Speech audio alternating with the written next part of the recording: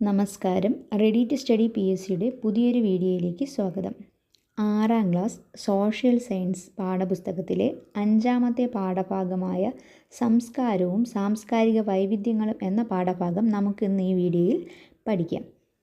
എല്ലാ പാഠഭാഗങ്ങളും ഒരു കവിതയോട് കൂടിയോ കഥയോട് കൂടിയോ ആണ് ആരംഭിക്കുന്നത്. അതുപോലെ തന്നെ നമുക്കിന്നിവിടെ തന്നിരിക്കുന്നത് ജവഹർലാൽ നെഹ്റുവിൻ്റെ ഇന്ത്യയെ കണ്ടെത്തൽ എന്ന പുസ്തകത്തിലെ കുറച്ച് ഭാഗമാണ്. നമുക്കതൊന്ന് വായിച്ചു നോക്കാം. ഇന്ത്യ പല നിറങ്ങളും ഭാഷകളും പാരമ്പര്യങ്ങളുമുള്ള രാജ്യമാണ്.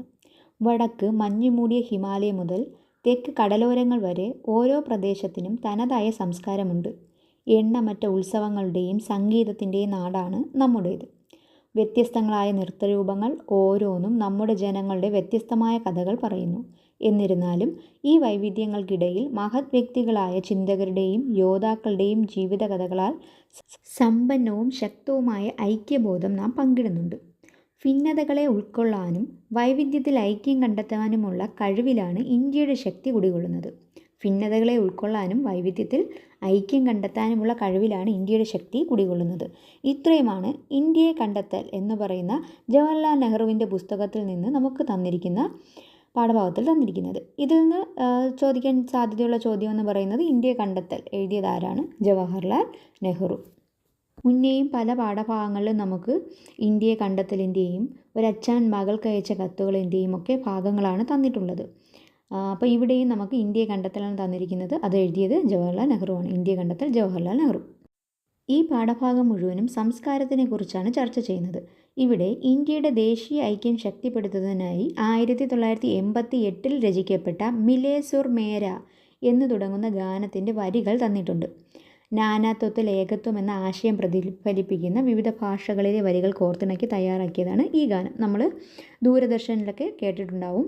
മിലേ സുർ മേര തുമാര തോ സുർ ബനെ ഹമാര, സുർ കി നദിയാം ഹർ ദിശാസെ ബഹത്തെ സാഗർ മേ മിലേ. എൻ്റെ സ്വരവും നിങ്ങളുടെ സ്വരവും ഒത്തുചേർന്നു നമ്മുടെ സ്വരമായി എന്നൊക്കെ പറഞ്ഞിട്ട് പല ഭാഷകളിൽ ഉള്ള ഗായകന്മാരൊക്കെ പാടിയിട്ടുള്ള ഒരു വീഡിയോ ഒക്കെ നമ്മൾ കണ്ടിട്ടുണ്ടായിരിക്കും. ഇത് 1988 രചിക്കപ്പെട്ടത്. 1988 മിലേ സുർ മേര തുമാര എന്ന് പറയുന്ന ഗാനം രചിക്കപ്പെട്ടത് 1988.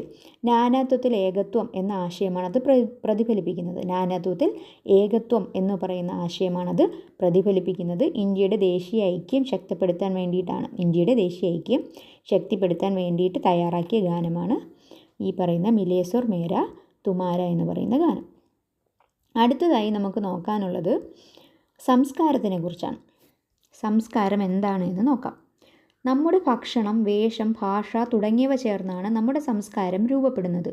നാം ചിന്തിക്കുകയും പ്രവർത്തിക്കുകയും ചെയ്യുന്ന രീതിയും സംസ്കാരത്തിൻ്റെ ഭാഗമാണ്. സമൂഹത്തിലെ അംഗങ്ങൾ എന്ന നിലയിൽ നമുക്ക് പരമ്പരാഗതമായി ലഭിക്കുന്നതാണ് സംസ്കാരം. മനുഷ്യരുടെ എല്ലാ നേട്ടങ്ങളെയും സംസ്കാരം എന്ന് പറയാം. അപ്പോൾ എന്താണ് സംസ്കാരം? നമ്മുടെ ഭക്ഷണം, വേഷം, ഭാഷ ഇവയെല്ലാം ചേർന്നാണ് സംസ്കാരം രൂപപ്പെടുന്നത്.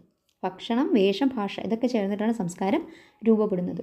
നാം ചിന്തിക്കുകയും പ്രവർത്തിക്കുകയും ചെയ്യുന്ന രീതിയും സംസ്കാരത്തിൻ്റെ ഭാഗമാണ്.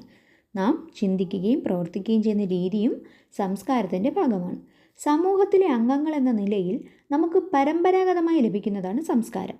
പരമ്പരാഗതമായിട്ട് നമുക്ക് ലഭിക്കുന്നതാണ് സംസ്കാരം. ഒരു സമൂഹത്തിൽ നിന്ന് നമ്മൾ ആർജിച്ചെടുക്കുന്നതിനെയാണ് നമ്മൾ സംസ്കാരം എന്ന് പറയുന്നത്. മനുഷ്യരുടെ എല്ലാ നേട്ടങ്ങളെയും സംസ്കാരമെന്ന് പറയാം. ഇനി നോക്കൂ, പ്രിമിറ്റീവ് കൾച്ചർ എന്ന പുസ്തകത്തിൽ E.B. ടൈലർ 1871 പ്രസിദ്ധീകരിച്ച പുസ്തകമാണ് പ്രിമിറ്റീവ് കൾച്ചർ. അതിനകത്ത് സംസ്കാരത്തിന് എന്താണ് നിർവചനം കൊടുത്തിരിക്കുന്നതെന്ന് നോക്കാം. സമൂഹത്തിലെ ഒരു അംഗമെന്ന നിലയിൽ മനുഷ്യർ ആർജിച്ച വിജ്ഞാനം, വിശ്വാസം, കല, സദാചാരങ്ങൾ, നിയമം, സമ്പ്രദായങ്ങൾ, മറ്റ് കഴിവുകൾ, ശീലങ്ങൾ എന്നിവയുടെ സങ്കീർണമായ ആകെ തുകയാണ് സംസ്കാരം. അല്ലേ? നമ്മൾ നമ്മുടെ ചുറ്റുപാടിൽ നിന്ന് ആർജിക്കുന്ന ഒരുപാട് കാര്യങ്ങൾ ചേർന്നതാണ് സംസ്കാരം. സമൂഹത്തിലെ ഒരു അംഗമെന്ന നിലയിൽ മനുഷ്യൻ ആർജിച്ച വിജ്ഞാനം, വിശ്വാസം, കല, സദാചാരം, നിയമം, സമ്പ്രദായം, മറ്റ് കഴിവുകൾ, ശീലങ്ങൾ ഇതിൻ്റെ എല്ലാം കൂടി സങ്കീർണമായ ആകെ തുകയാണ് സംസ്കാരം എന്നാണ് E.B. ടൈലർ 1871 പ്രസിദ്ധീകരിച്ച തൻ്റെ പുസ്തകമായ പ്രിമിറ്റീവ് കൾച്ചറിൽ പറഞ്ഞിരിക്കുന്നത്. ഒന്നുകൂടി 1871 E.V. ടൈലർ പ്രിമിറ്റീവ് കൾച്ചർ എന്ന പുസ്തകം പ്രസിദ്ധീകരിക്കുന്നത്. ആ പുസ്തകത്തിൽ സംസ്കാരത്തിന് കൊടുത്തിരിക്കുന്ന നിർവചനമാണ് നമ്മൾ പറയാൻ പോകുന്നത്. സമൂഹത്തിലെ ഒരു അംഗം എന്ന നിലയിൽ മനുഷ്യർ ആർജിച്ച വിജ്ഞാനം, വിശ്വാസം, കല, സദാചാരം, നിയമം, സമ്പ്രദായം, കഴിവ്, ശീലം ഇതെല്ലാം കൂടി ചേർന്നതാണ് സംസ്കാരം എന്ന് പറയുന്നത്. ഈ ഒരു സ്റ്റേറ്റ്മെൻറ്റ് തന്നിട്ട് ഇതാരാണ് പറഞ്ഞത്, അല്ലെങ്കിൽ ആരുടെ അഭിപ്രായത്തിലാണ് സംസ്കാരത്തിനെ ഇങ്ങനെ നിർവചിച്ചിരിക്കുന്നത് എന്ന് ചോദിക്കും. ഒരു സ്റ്റേറ്റ്മെൻറ്റ് ടൈപ്പ് ക്വസ്റ്റ്യനിൽ ഇതും പ്രതീക്ഷിച്ചാൽ മതി, അല്ലാതെയുള്ള ക്വസ്റ്റ്യനിൽ നമ്മൾ പ്രതീക്ഷിക്കേണ്ട ആവശ്യമില്ല. മനുഷ്യരെ മറ്റ് ജീവജാലങ്ങളിൽ നിന്ന് വ്യത്യസ്തമാക്കുന്നത് സംസ്കാരമാണ് മനുഷ്യരെ മറ്റ് ജീവജാലങ്ങളിൽ നിന്ന് വ്യത്യസ്തമാക്കുന്നത്. ഓരോ വ്യക്തിയും ഓരോ സാംസ്കാരിക പശ്ചാത്തലത്തിലാണ് ജനിക്കുന്നത്. സാമൂഹികീകരണ പ്രക്രിയയിലൂടെയാണ് ഓരോ വ്യക്തിയും സ്വന്തം സംസ്കാരം ആർജിക്കുന്നത്. അതായത് സോഷ്യലൈസേഷനിലൂടെ, സാമൂഹികീകരണ പ്രക്രിയയിലൂടെയാണ് ഓരോ വ്യക്തിയും സ്വന്തം സംസ്കാരം ആർജിക്കുന്നത്. അപ്പോൾ മനുഷ്യരെയും മറ്റ് ജീവജാലങ്ങളെയും തമ്മിൽ വ്യത്യസ്തമാക്കുന്നത് സംസ്കാരമാണ്. ഓരോ വ്യക്തിയും സംസ്കാരം ആർജിക്കുന്നത് സാമൂഹികീകരണ പ്രക്രിയയിലൂടെയാണ്. ഓരോ വ്യക്തിയും ജനിക്കുന്ന പശ്ചാത്തലം ഓരോ സാംസ്കാരിക പശ്ചാത്തലമായിരിക്കും. ആ ഒരു സാംസ്കാരിക പശ്ചാത്തലത്തിൽ നിന്നും സാമൂഹികീകരണ പ്രക്രിയയിലൂടെയാണ് ഓരോ വ്യക്തിയും സ്വന്തം സംസ്കാരം ആർജിക്കുന്നത്. സാമൂഹികരണം അഥവാ സോഷ്യലൈസേഷൻ എന്താണെന്ന് നോക്കാം. നമ്മൾ ജീവിക്കുന്ന സമൂഹത്തിൽ നാം എങ്ങനെ പെരുമാറണമെന്നും ഇടപെടണമെന്നും പഠിച്ചെടുക്കുന്ന പ്രക്രിയയാണ് സാമൂഹികരണം. നമ്മൾ ജീവിക്കുന്ന സമൂഹത്തിൽ നമ്മൾ എങ്ങനെ പെരുമാറണം, നമ്മൾ ആ സമൂഹത്തിൽ എങ്ങനെ ഇടപെടണം എന്നൊക്കെ നമ്മൾ പഠിച്ചെടുക്കുന്ന ആ ഒരു പ്രക്രിയ പറയുന്ന പേരാണ് സാമൂഹികരണം. ഇത് ജനനം മുതൽ ആരംഭിച്ച് ജീവിതകാലം മുഴുവനും തുടരുന്നു. കുടുംബം, വിദ്യാഭ്യാസം, കൂട്ടുകാർ, മാധ്യമങ്ങൾ തുടങ്ങിയവയെല്ലാം സാമൂഹികരണ പ്രക്രിയയെ സഹായിക്കുന്ന ഘടകങ്ങളാണ്. കുടുംബത്തിൽ നിന്നും, വിദ്യാഭ്യാസത്തിലൂടെയും, കൂട്ടുകാരിൽ നിന്നും, മാധ്യമങ്ങളിലൂടെയും എല്ലാം നമ്മൾ സാമൂഹികരണ പ്രക്രിയയെ എന്ത് ചെയ്യുന്നു? ആർജിച്ച് എടുക്കുന്നു. അതായത് നമുക്ക് സാമൂഹികരണം സംഭവിക്കുന്നു. സാമൂഹികരണത്തിന് സഹായിക്കുന്ന ഘടകങ്ങളാണ് ഈ പറഞ്ഞവ. സംസ്കാരത്തിൻ്റെ വിവിധ ഘടകങ്ങളായ കല, സംഗീതം, സാഹിത്യം, തത്വചിന്ത, മതം, ശാസ്ത്രം അതെല്ലാം മനുഷ്യനിർമ്മിതമായതുകൊണ്ട് തന്നെ സംസ്കാരവും മനുഷ്യനിർമ്മിതമാണെന്നാണ് കരുതുന്നത്. അപ്പോൾ സംസ്കാരം മനുഷ്യനിർമ്മിതമാണ്. അങ്ങനെ കണക്കാക്കാനുള്ള കാരണം സംസ്കാരത്തിൻ്റെ എല്ലാ ഘടകങ്ങളും മനുഷ്യനിർമ്മിതമായതുകൊണ്ടാണ്. സംസ്കാരത്തിൽ ഭൗതികവും ഭൗതികേതരവുമായ ഘടകങ്ങളുണ്ട്. സംസ്കാരത്തിൽ രണ്ട് രീതിയിലുള്ള ഘടകങ്ങളുണ്ട്. ഭൗതികവും ഭൗതികേതരവുമായ ഘടകങ്ങൾ ഉണ്ട്. പ്രത്യക്ഷത്തിൽ കാണാൻ സാധിക്കുന്നതും രൂപമുള്ളതുമായ ഘടകങ്ങളെ ഭൗതിക ഘടകങ്ങളെന്ന് വിളിക്കും. പ്രത്യക്ഷത്തിൽ കാണാൻ സാധിക്കുന്നതും രൂപമുള്ളതുമായ ഘടകങ്ങൾ, അതായത് ഭക്ഷണം, വസ്ത്രം, വീട്ടുപകരണങ്ങൾ മുതലായവയെ ഭൗതിക സംസ്കാരത്തിൻ്റെ ഘടകങ്ങളായിട്ട് കണക്കാക്കുന്നു. എന്നാൽ കാണാനാവാത്തതോ രൂപമില്ലാത്തതോ ആയ വിശ്വാസങ്ങൾ, ചിന്ത, ആശയങ്ങൾ മുതലായവ ഭൗതികേതര സംസ്കാരത്തിൻ്റെ ഘടകങ്ങളാണ്. രൂപമില്ലാത്ത വിശ്വാസങ്ങൾ, ചിന്ത, ആശയം മുതലായവ ഭൗതികേതര സംസ്കാരത്തിൻ്റെ ഘടകങ്ങളാണ്. നോൺ മെറ്റീരിയൽ കൾച്ചർ എന്നാണ് ഭൗതികേതര സംസ്കാരത്തിന് പറയുന്നത്. ഭൗതികേതര സംസ്കാരത്തിൻ്റെ അല്ലെങ്കിൽ നോൺ മെറ്റീരിയൽ കൾച്ചറിൻ്റെ ഘടകങ്ങളാണ് രൂപമില്ലാത്തതും കാണാനാവാത്തതുമായ വിശ്വാസം, ചിന്ത, ആശയങ്ങൾ അങ്ങനെയുള്ളത്. ഇനി നേരത്തെ പറഞ്ഞ എന്താണ് ഭൗതിക സംസ്കാരത്തിൻ്റെ ഘടകങ്ങളെന്ന് വെച്ചാൽ കാണാൻ പറ്റുന്നതും അതുപോലെ രൂപം ഉള്ളതുമാണ്. ഭക്ഷണം, വസ്ത്രം, വീട്ടുപകരണം. ഭൗതിക സംസ്കാരം എന്ന് പറയുമ്പോൾ മെറ്റീരിയൽ കൾച്ചർ എന്ന് പറയും. ഒരു പദസൂര്യൻ തന്നിട്ടുണ്ട്. സംസ്കാരത്തിൻ്റെ ഘടകങ്ങളാണ് കൊടുത്തിരിക്കുന്നത്. പെരുമാറ്റം, പ്രതീകം, ഭക്ഷണം, വേഷം, വിശ്വാസം, ആഘോഷം, ഭാഷ, പാരമ്പര്യം, കല, ആചാരം. ഒന്നുകൂടി: പെരുമാറ്റം, പ്രതീകം, ഭക്ഷണം, വേഷം, വിശ്വാസം, ആഘോഷം, ഭാഷ, പാരമ്പര്യം, കല, ആചാരം. ഇതെല്ലാം സംസ്കാരത്തിൻ്റെ ഘടകങ്ങളാണ്. ലോകത്താകമാനം വൈവിധ്യമാർന്ന സമൂഹങ്ങളും സംസ്കാരങ്ങളും നിലനിൽക്കുന്നുണ്ട്. നമ്മുടെ രാജ്യമായ ഇന്ത്യയുടെ സംസ്കാരവും വൈവിധ്യങ്ങളാൽ സമ്പന്നമാണ്. അനേകം മത, ജാതി, ഗോത്ര വൈവിധ്യങ്ങൾ നിലനിൽക്കുന്ന രാജ്യമാണ് നമ്മുടേത്. ഓരോ വിഭാഗത്തിനും തനതായ പാരമ്പര്യവും സംസ്കാരവുമുണ്ട്. അതുപോലെ വൈവിധ്യമാർന്ന ഭാഷകളും ഇന്ത്യയിൽ നിലനിൽക്കുന്നുണ്ട്. 1 രൂപ നോട്ടിൻ്റെ ചിത്രമൊക്കെ പാഠപുസ്തകത്തിൽ തന്നിട്ടുണ്ട്.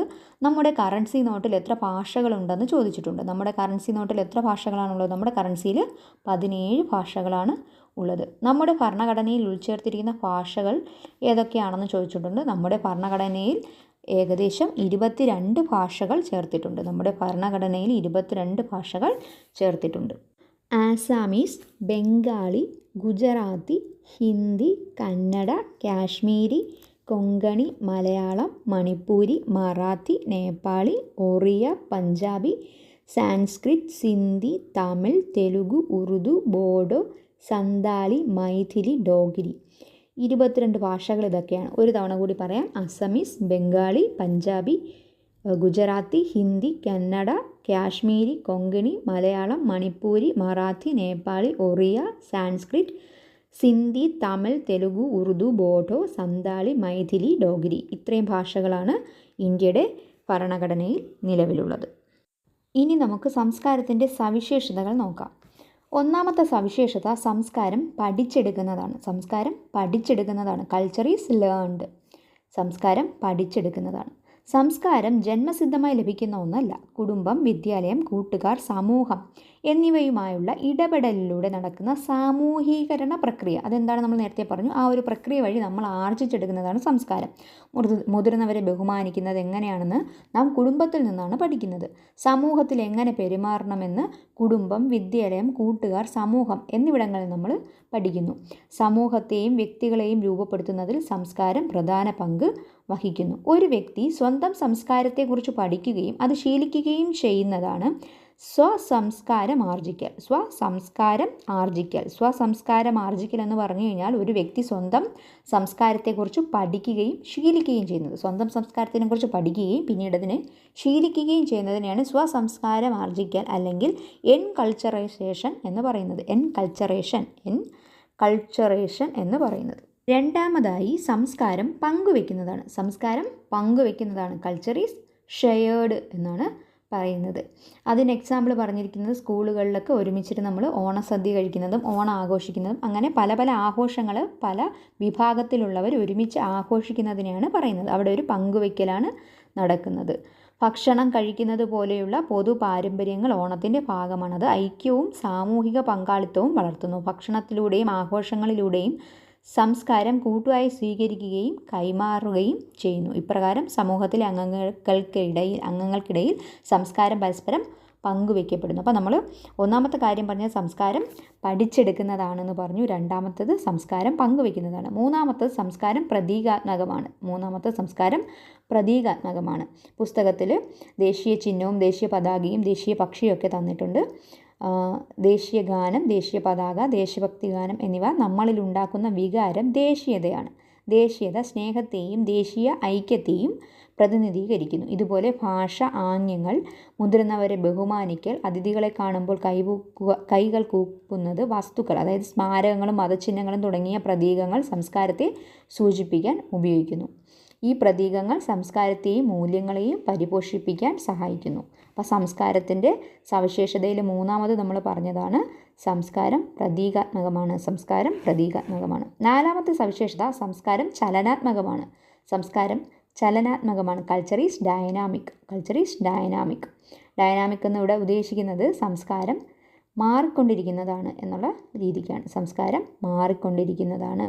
ഇപ്പോൾ വിവാഹവുമായി ബന്ധപ്പെട്ട് നടത്തുന്ന ഒരുപാട് ആചാരങ്ങളുടെ കാര്യമൊക്കെ പറഞ്ഞിട്ടുണ്ട്. അപ്പോൾ കാലം മാറുന്നതിനനുസരിച്ച് ആചാരങ്ങളിൽ മാറ്റങ്ങളോട് കൂടിയാണ് നമ്മൾ പിന്തുടരുന്നത്. അപ്പോൾ അതുകൊണ്ട് തന്നെ അത് ഡൈനാമിക്കാണ്, ഒരു സ്റ്റാറ്റിക് അല്ല. സംസ്കാരം ഇങ്ങനെ മാറിക്കൊണ്ടേയിരിക്കും. നാലാമത്തെ കാര്യം സംസ്കാരം സാമ്പ്രദായികമാണ്. സംസ്കാരം എന്ന് പറയുന്നത് സാമ്പ്രദായികമാണ്. Culture is customary. സംസ്കാരം സാമ്പ്രദായികമാണ്. അതിലിവിടെ തന്നിരിക്കുന്നത് തെയ്യത്തിനെയാണ്. തെയ്യം വടക്കൻ കേരളത്തിലെ ഒരു അനുഷ്ഠാന കലാരൂപമാണ് തെയ്യം. വൈവിധ്യപൂർണ്ണമായ ചടങ്ങുകളാണ് തെയ്യത്തിനുള്ളത്. തെയ്യത്തിനുള്ള തീയതി നിശ്ചയിച്ച് തെയ്യം കെട്ടുന്ന ആളെ കോലം കെട്ടാൻ ഏൽപ്പിക്കുന്ന ആദ്യത്തെ ചടങ്ങാണ് അടയാളം കൊടുക്കൽ. ഏതിൻ്റെ ചടങ്ങാണെന്ന് ചോദിക്കാം. നമുക്ക് ആർട്ട് ആൻഡ് കൾച്ചർ PSC സിലബസിലുള്ളതാണ്.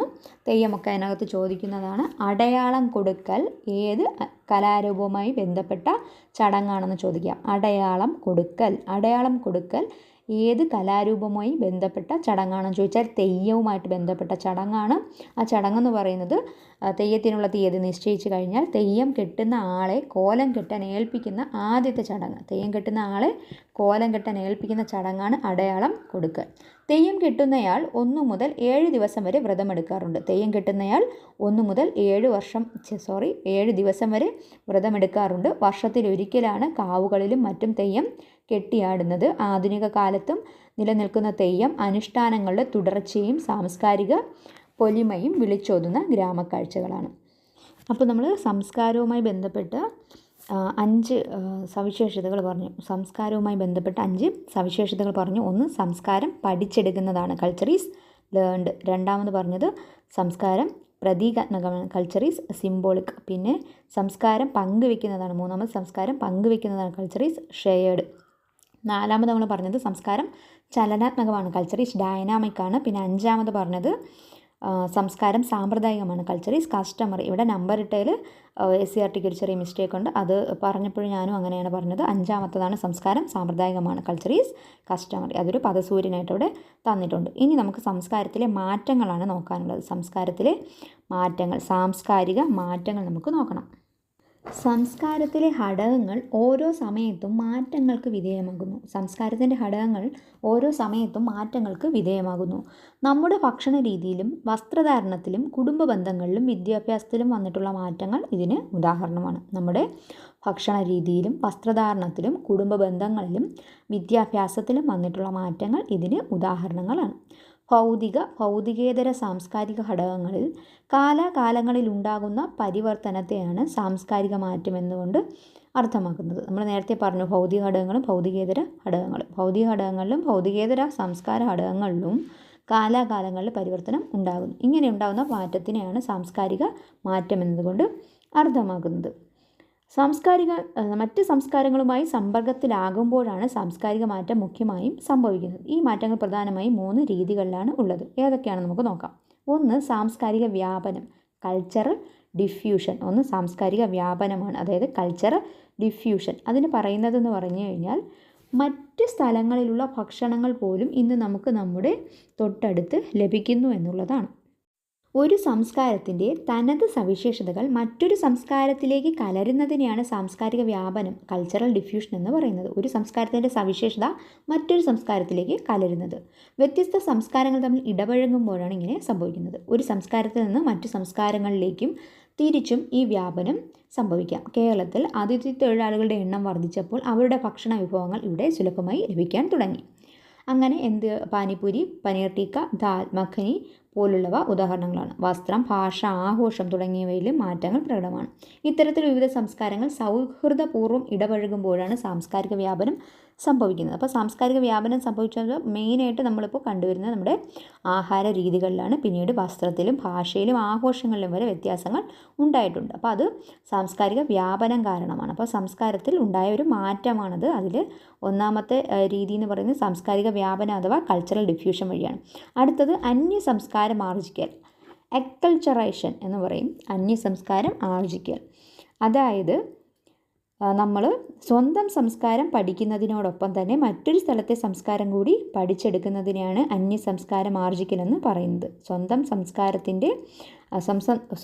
സംസ്കാരം പഠിച്ചെടുക്കുന്നതിനോടൊപ്പം മറ്റൊരു സ്ഥലത്തെ സംസ്കാരം കൂടി, അതായത് വിദ്യാഭ്യാസത്തിനോ മറ്റു കാര്യങ്ങൾക്കോ വേണ്ടി നമ്മൾ മറ്റൊരു സ്ഥലത്തേക്ക് മാറി താമസിക്കുമ്പോൾ അവിടുത്തെ സംസ്കാരം കൂടി നമ്മൾ ആർജിച്ചെടുക്കുന്നതിനെയാണ് അന്യ സംസ്കാരം ആർജിക്കലെന്ന് പറയുന്നത്. മൂന്നാമതായിട്ടുള്ള സാംസ്കാരിക മാറ്റം എന്ന് പറയുന്നത് സാംസ്കാരിക സ്വാംശീകരണമാണ്. സാംസ്കാരിക സ്വാംശീകരണം, കൾച്ചറൽ അസിമിലേഷൻ എന്ന് പറയും. സാംസ്കാരിക സ്വാംശീകരണമാണ്. ഇതെങ്ങനെ സംഭവിക്കുന്നു എന്ന് പറഞ്ഞു കഴിഞ്ഞാൽ ഒരു സംസ്കാരം മറ്റൊരു സംസ്കാരത്തെ ആഗിരണം ചെയ്യുമ്പോഴാണ്. ഒരു ജീവിത രീതിയും സംസ്കാരവും മറ്റൊരു ജീവിത രീതിയിലേക്കും പ്രബല സംസ്കാരത്തിലേക്കും ആഗിരണം ചെയ്യപ്പെടാറുണ്ട്. ഒരു സംസ്കാരം മറ്റൊരു സംസ്കാരത്തെ ഈ രീതിയിൽ കീഴ്പ്പെടുത്തുമ്പോഴാണ് സാംസ്കാരിക സ്വാംശീകരണം സംഭവിക്കുന്നത്. ഇതിലൂടെ ഒരു സംസ്കാരത്തിൻ്റെ തനത് പ്രത്യേകതകൾ ക്രമേണ നഷ്ടമാവുകയും മറ്റൊരു സംസ്കാരത്തിൻ്റെ രീതികൾ അതിന് പകരം വരികയും ചെയ്യുന്നു. വ്യത്യസ്ത സംസ്കാരങ്ങൾ സമ്പർക്കത്തിൽ ഏർപ്പെടുമ്പോൾ സംഭവിക്കുന്ന സാംസ്കാരിക മാറ്റങ്ങളാണ് അന്യ സംസ്കാരം ആർജിക്കലും സാംസ്കാരിക സ്വാംശീകരണം. എന്നാൽ ഒരു പ്രബല സംസ്കാരവുമായി വ്യക്തികൾ എങ്ങനെ പൊരുത്തപ്പെടുന്നു എന്നതിൽ ഇവ രണ്ടും വ്യത്യാസപ്പെട്ടിരിക്കുന്നു. അതായത് പൂർണ്ണമായിട്ട് നമ്മളിപ്പോൾ മറ്റൊരു രാജ്യത്തേക്ക് മാറി താമസിക്കുകയും അവിടുത്തെ പൗരത്വം സ്വീകരിക്കുകയും അവിടുത്തെ പൗരനായി തന്നെ ജീവിക്കുകയും ചെയ്യുമ്പോൾ നമ്മൾ മുന്നേ ജീവിച്ചിരുന്ന ആ ഒരു സംസ്കാരം മൊത്തത്തിൽ നമ്മുടെ കയ്യിൽ നിന്ന് നഷ്ടപ്പെടുകയും നമ്മൾ അവിടുത്തെ രീതിയിലേക്ക് തന്നെ മാറുകയും ചെയ്യുന്നു. അപ്പോൾ കംപ്ലീറ്റ് ആയിട്ട് നമ്മുടെ കയ്യിൽ നിന്ന് ആ ഒരു സംസ്കാരം പോയിട്ട് പുതിയൊരു സംസ്കാരം വരുന്നു. അതിനെയാണ് സാംസ്കാരിക സ്വാംശീകരണം എന്ന് പറയുന്നത്. സാംസ്കാരിക സ്വാംശീകരണം എന്ന് പറയുന്നത് കൾച്ചറൽ അസിമിലേഷൻ എന്ന് പറയുന്നത്. വ്യത്യസ്ത സംസ്കാരങ്ങൾ സമ്പർക്കത്തിൽ ഏർപ്പെടുമ്പോൾ സംഭവിക്കുന്ന സാംസ്കാരിക മാറ്റങ്ങളാണ് അന്യ സംസ്കാരം ആർജിക്കലും സാംസ്കാരിക സ്വാംശീകരണവും.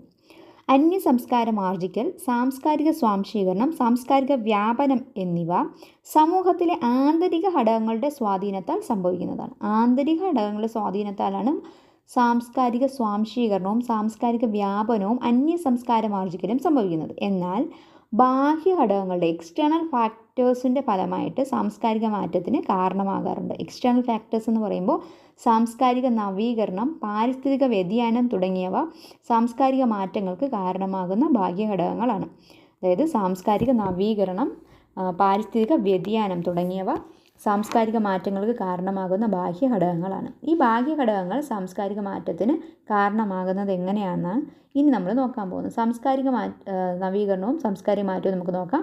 അതിന് എക്സാമ്പിളായിട്ട് അവിടെ ചിത്രത്തിൽ വിവിധ തരം അടുപ്പുകൾ തന്നിട്ടുണ്ട്. പണ്ട് കാലത്ത് നമ്മൾ ഉപയോഗിച്ചിരുന്നതിൽ ഇന്ന് വന്ന ഒരു മാറ്റമാണ് അതിവിടെ കാണിച്ചിരിക്കുന്നത്. സാങ്കേതിക വിദ്യയുടെ വികാസത്തോടെ അടുപ്പുകളുടെ നിർമ്മാണത്തിലും പാചക രീതിയിലും മാറ്റങ്ങൾ ഉണ്ടായി. ഇത് നമ്മുടെ ഭക്ഷണ സംസ്കാരത്തെ ഗണ്യമായി സ്വാധീനിച്ചു. സാങ്കേതിക വിദ്യയിൽ ഉണ്ടാകുന്ന വികാസങ്ങൾ സാംസ്കാരിക നവീകരണത്തിന് ഇടയാക്കുന്നുണ്ട്. അപ്പോൾ സാംസ്കാരിക മാറ്റത്തിന് അല്ലെങ്കിൽ സാംസ്കാരിക നവീകരണത്തിൻ്റെ ഒരു കാരണം എന്ന് പറയുന്നത് സാങ്കേതിക വിദ്യയുടെ വികാസങ്ങളാണ്. പിന്നെ പാരിസ്ഥിതിക വ്യതിയാനങ്ങൾ പറയുന്നു. ഉരുൾപൊട്ടൽ, വരൾച്ച, പ്രളയം, ഉയരുന്ന സമുദ്ര ജലനിരപ്പ് തുടങ്ങിയവ ജനങ്ങൾക്ക് സ്വന്തം പ്രദേശത്ത് നിന്ന് മറ്റൊരു പ്രദേശത്തേക്ക് മാറി താമസിക്കേണ്ട സാഹചര്യം സൃഷ്ടിക്കുന്നു. അതിനെ എന്തെന്ന് പറയുന്നു? അതും അവരുടെ സാംസ്കാരിക അല്ലെങ്കിൽ ദൈനംദിന ജീവിതത്തിൽ മാറ്റങ്ങൾ വരുത്തുന്നു. ഇങ്ങനെ പ്രകൃതി ദുരന്തം, കാലാവസ്ഥ വ്യതിയാനം തുടങ്ങിയ പരിസ്ഥിതി ഘടകങ്ങളും സാംസ്കാരിക മാറ്റത്തിന് കാരണമാകാറുണ്ട്. അപ്പോൾ ഈ സാംസ്കാരിക മാറ്റത്തിന് കാരണമാകുന്ന ഘടകങ്ങളെ രണ്ടായിട്ട് തിരിച്ചിട്ടുണ്ട്. സാംസ്കാരിക മാറ്റത്തിന് കാരണമാകുന്ന ഘടകങ്ങളെ രണ്ടായിട്ട് തിരിച്ചിട്ടുണ്ട്. ആന്തരിക ഘടകങ്ങളെന്നും ബാഹ്യ ഘടകങ്ങളെന്നും. ആന്തരിക ഘടകങ്ങളും ബാഹ്യ ഘടകങ്ങളും. ആന്തരിക ഘടകങ്ങളെന്ന് പറഞ്ഞു കഴിഞ്ഞാൽ സാംസ്കാരിക വ്യാപനം, അന്യ സംസ്കാരം ആർജിക്കൽ, സാംസ്കാരിക സ്വാംശീകരണം. ഏതൊക്കെയാണ് ആന്തരിക ഘടകങ്ങൾ എന്ന് പറയുന്നത്? അന്യ സംസ്കാരം ആർജിക്കൽ, സാംസ്കാരിക വ്യാപനം, സാംസ്കാരിക സ്വാംശീകരണം. നമ്മൾ നേരത്തെ ചർച്ച ചെയ്തത് അതെല്ലാം ആന്തരിക ഘടകങ്ങളാണ്. ബാഹ്യമായിട്ടുള്ള ഘടകങ്ങളെന്ന് പറയുമ്പോൾ സാംസ്കാരിക നവീകരണം, നേരത്തെ പറഞ്ഞ സാങ്കേതിക വിദ്യയുടെ വ്യാപനമാണ് സാംസ്കാരിക നവീകരണം. അതുപോലെ തന്നെ പാരിസ്ഥിതിക പ്രശ്നങ്ങൾ, പരിസ്ഥിതി വ്യതിയാനങ്ങൾ, അങ്ങനെയുള്ള കാര്യങ്ങൾ കാരണവും സംസ്കാരത്തിൽ മാറ്റം ഉണ്ടാകാം. അത് ബാഹ്യ ഘടകങ്ങളാണ്, ബാഹ്യമായിട്ട് സ്വാധീനിക്കുന്ന ഘടകങ്ങളാണ്. സംസ്കാരത്തിൻ്റെ മാറ്റത്തിന് ബാഹ്യമായിട്ട് സ്വാധീനം ഉണ്ടാക്കുന്ന ഘടകങ്ങളാണ് പാരിസ്ഥിതിക വ്യതിയാനവും സാംസ്കാരിക നവീകരണവും. ആന്തരികമായിട്ടുള്ള മാറ്റങ്ങൾ നമ്മൾ പറഞ്ഞു. ഇപ്പോൾ രണ്ട് തരത്തിലുള്ള സാംസ്കാരിക മാറ്റങ്ങൾ അല്ലെങ്കിൽ സാംസ്കാരിക മാറ്റത്തിന് കാരണമാകുന്ന രണ്ട് തരം ഘടകങ്ങളാണ് നമ്മൾ പറഞ്ഞത്. ഈ പാഠഭാഗത്തിൽ ഇത്രയും കാര്യങ്ങളാണ് പറഞ്ഞിട്ടുള്ളത്. ഇതിൽ നിന്ന് അധികം ചോദ്യങ്ങളൊന്നും വരാൻ സാധ്യത ഇല്ല. നമ്മൾ ആദ്യം പറഞ്ഞ കുറച്ച് കാര്യങ്ങളിൽ നിന്നുള്ള ഇതേ വരാൻ ചാൻസ് ഉള്ളൂ. അതായത് ഇന്ത്യയെ കണ്ടെത്തൽ അത് ആര് രചിച്ച പുസ്തകമാണെന്ന് ചോദിക്കാം. ഇന്ത്യയെ കണ്ടെത്തൽ ആര് രചിച്ച പുസ്തകമാണെന്ന് ചോദിക്കാം. ജവഹർലാൽ നെഹ്റുവിൻ്റെ പുസ്തകമാണ് ഇന്ത്യയെ കണ്ടെത്തൽ. അതുപോലെ തന്നെ 1988 ആണ് മിലെ സുർ മേരാ തുമാര എന്ന് പറയുന്ന ഗാനം രചിച്ചത്. പിന്നീട് നമ്മുടെ 1871 പ്രിമിറ്റീവ് കൾച്ചർ എന്ന് പറയുന്ന പുസ്തകം പ്രസിദ്ധീകരിച്ചത് ആരാണ്? ഇ ബി ടൈലറാണ് പ്രിമിറ്റീവ് കൾച്ചർ എന്ന് പറയുന്ന പുസ്തകം പ്രസിദ്ധീകരിച്ചത്. അദ്ദേഹം സംസ്കാരത്തിന് നിർവചനം പറയുന്നുണ്ട്, അതൊന്ന് നോക്കണം. സാമൂഹീകരണം എന്ന് പറയുന്ന പ്രക്രിയ എന്താണ്? അതൊരു സ്റ്റേറ്റ്മെൻറ്റ് ടൈപ്പ് ക്വസ്റ്റ്യനിൽ മാത്രം നമ്മളത് പ്രതീക്ഷിച്ചാൽ മതിയാവും. പിന്നെ സംസ്കാരത്തിനെ സ്വാധീനിക്കുന്ന ഘടകങ്ങൾ, പിന്നെ material culture and non material culture, ഭൗതികേതരവും ഭൗതികവുമായിട്ടുള്ള സംസ്കാരത്തിൻ്റെ ഘടകങ്ങളെക്കുറിച്ച് പറഞ്ഞു. പിന്നെ ആ സംസ്കാരത്തിൻ്റെ സവിശേഷതകൾ നമ്മൾ പറഞ്ഞിട്ടുണ്ട്. അതൊക്കെ സ്റ്റേറ്റ്മെൻറ്റ് ടൈപ്പ് ക്വസ്റ്റ്യൻ വരുന്നെങ്കിലേ വരുള്ളൂ. പിന്നെ ഇന്ത്യൻ രൂപയിൽ എത്ര ഭാഷകളുണ്ട് എന്നുള്ളത് 17 ഭാഷകൾ. അതുപോലെ ഇന്ത്യൻ ഭരണഘടനയിൽ എത്ര ഭാഷ ഉണ്ട് എന്നുള്ളത് 22 ഭാഷകൾ. അത് സ്ഥിരം ചോദിച്ചുകൊണ്ടിരിക്കുന്ന ചോദ്യമാണ്, അത് ഇനിയും വരാൻ ചാൻസ് ഉള്ളതാണ്.